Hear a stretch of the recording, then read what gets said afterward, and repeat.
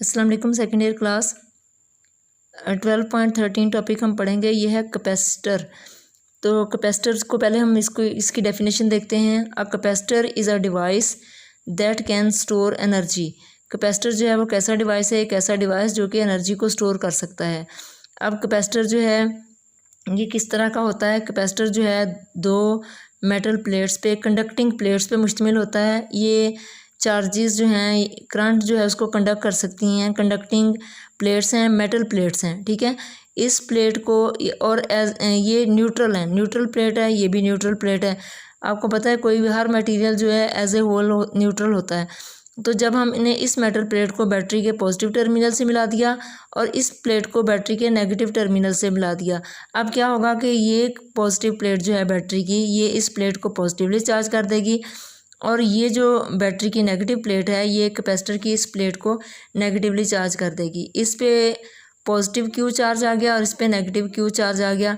ये कितना चार्ज इस पे स्टोर होता है ये डिपेंड करता है कि ये जो बैटरी है इसकी वोल्टेज कितनी है। जितनी इसकी वोल्टेज ज़्यादा होगी उतना ही इस प्लेट पे और इस प्लेट पे चार्ज जो है वो भी ज़्यादा स्टोर होगा। इस पे पॉजिटिव चार्ज और इस पे नेगेटिव चार्ज उतना ही स्टोर होगा और तब तक स्टोर होता रहेगा जब तक इन जो कैपेसिटर की दो प्लेट्स हैं इनके दरमियान पोटेंशियल डिफरेंस जो है बैटरी के पोटेंशियल डिफरेंस के बराबर नहीं हो जाता।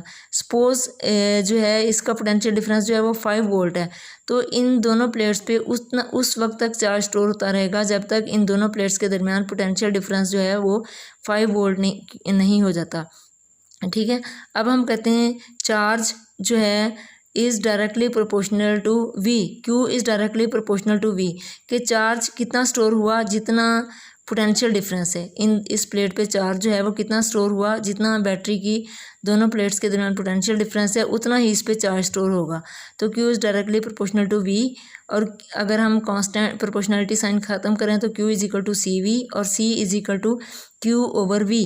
अब ये सी क्या है? Capacitance of a capacitor. C क्या चीज़ है? कैपेसिटेंस ऑफ ए कैपेसिटर, ठीक है। अब कैपेसिटेंस ऑफ ए कैपेसिटर जो है ये किस चीज़ पे डिपेंड करती है? ये जो है ज्योमेट्री ऑफ द प्लेट्स पे डिपेंड करती है और जो कैपेसिटर है इनकी प्लेट्स के दरमियान क्या मीडियम हमने यूज़ किया है उस पर डिपेंड करती है, ठीक है। अब ये है मेजर, इसको हम डिफ़ाइन करेंगे capacitance of a capacitor. Capacitance of a capacitor को डिफ़ाइन करेंगे।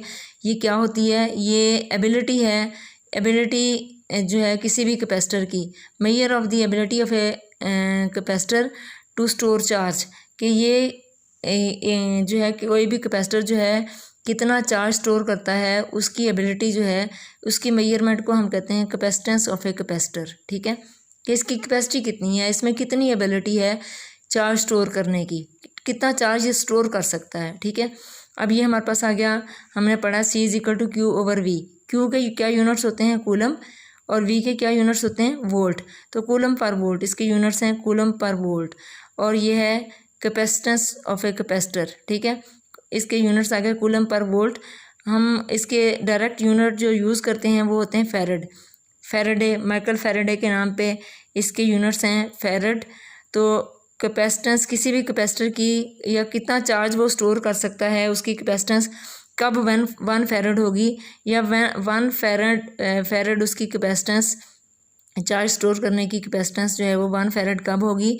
जब इनमें से कोई भी प्लेट जो है 1 कूलम चार्ज स्टोर कर लेगी और उसकी वजह से इन दोनों प्लेट्स के दरमियान पोटेंशियल डिफरेंस जो है वो 1 वोल्ट होगा, ठीक है। तो जब कैपेसिटर की कोई भी एक प्लेट, दोनों प्लेट्स नहीं आप कहेंगे एक प्लेट, क्योंकि दोनों प्लेट्स पे अगर हम इस पे पॉजिटिव चार्ज देखें इस पे नेगेटिव, दोनों बराबर हैं। जितने इस पे पॉजिटिव चार्ज हैं उतने इस पे नेगेटिव चार्ज हैं।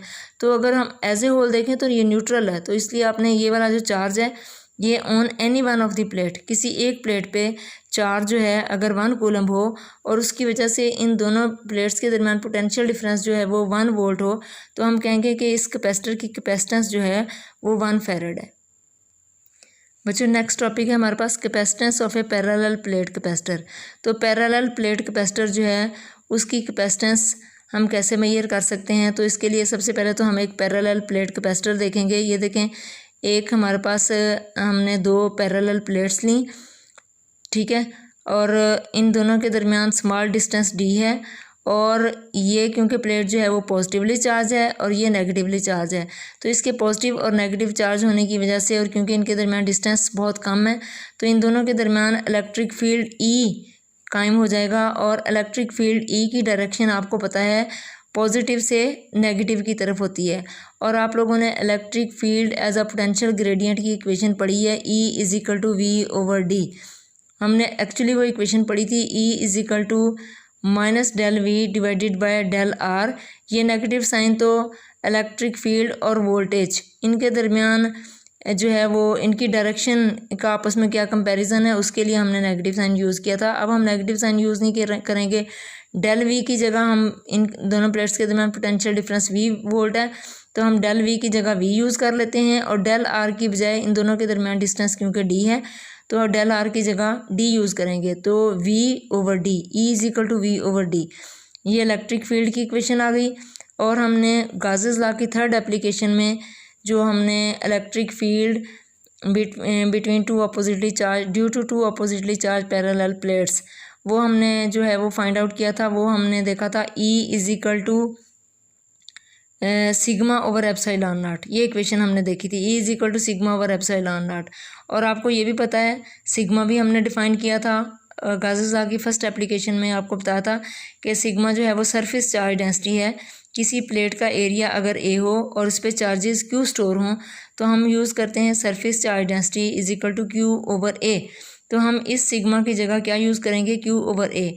तो ये इक्वेशन आ जाएगी E is equal to Q over A और एप्सिलॉन नॉट। तो ये इलेक्ट्रिक फील्ड की एक इक्वेशन आ गई, E is equal to Q over A epsilon naught, और एक इक्वेशन आई E is equal to V over D.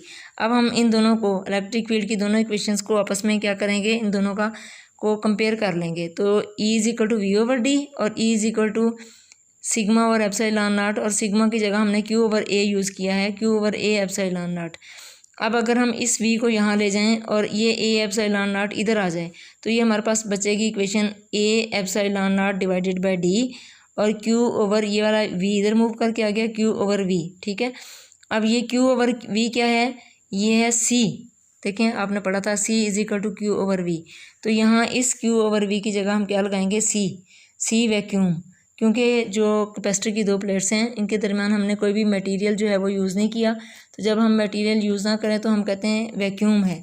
तो C vacuum is equal to A epsilon naught divided by D. तो ये हमारे पास इक्वेशन आ गई, capacitance of a parallel plate capacitor when no insulating material is used between the plates. अब बच्चों अब क्या करते हैं कि अब हमने कैपेसिटर की वो जो दोनों प्लेट्स थी उनके दरमियान हमने वैक्यूम की बजाय कोई भी इंसुलेटर रख दिया, ठीक है। इंसुलेटर आप लोगों को पता है ऐसे मटेरियल होते हैं जिनमें से करंट फ्लो नहीं कर सकता, तो हमने इंसुलेटर इन दोनों प्लेट्स के दरमियान रख दिया। अब जब हम कोई भी इंसुलेटर जो है कैपेसिटर की प्लेट्स के दरमियान रख देंगे, ये कैपेसिटर की दो प्लेट्स हैं इनके दरमियान हमने इंसुलेटर रख दिया, तो अब हम इसको इंसुलेटर नहीं कहते बल्कि हम इसको कहते हैं डाइइलेक्ट्रिक। अब हमने डाइइलेक्ट्रिक रख दिया।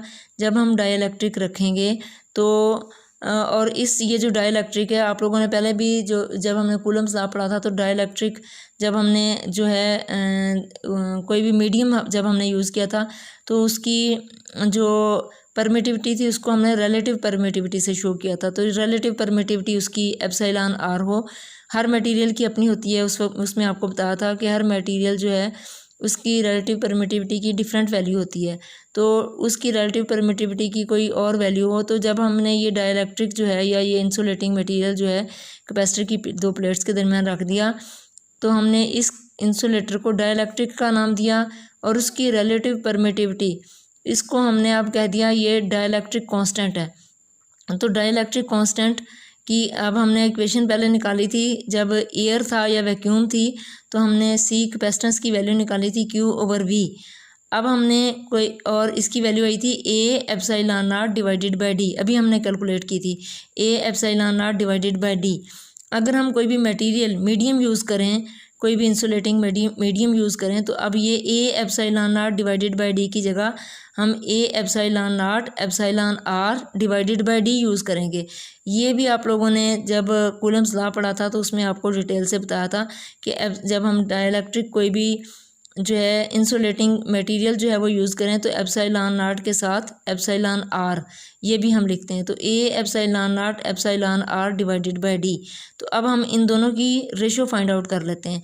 तो देखें C medium divided by C vacuum. अब हमने सी मीडियम को सी वैक्यूम पे डिवाइड कर दिया, ये है सी वैक्यूम, इस पे डिवाइड कर दिया। तो सी मीडियम है A epsilon naught epsilon R divided by D और सी वैक्यूम है A epsilon naught divided by D. तो ये देखें A epsilon naught divided by D, तो ये A epsilon naught divided by D A epsilon naught divided by D से cancel हो गया। तो यहाँ हमारे पास सिर्फ बचा एप्सिलॉन आर। तो ये एप्सिलॉन आर डाइलेक्ट्रिक कांस्टेंट है। डाइलेक्ट्रिक कांस्टेंट जो है ये रेशो है किसकी C medium divided by C vacuum. ये है capacitance of parallel plate capacitor with medium as insulating substance to the capacitance of a parallel plate capacitor when no material is used between the capacitor। तो इन दोनों की ratio जो है उसको हम dielectric constant कहते हैं।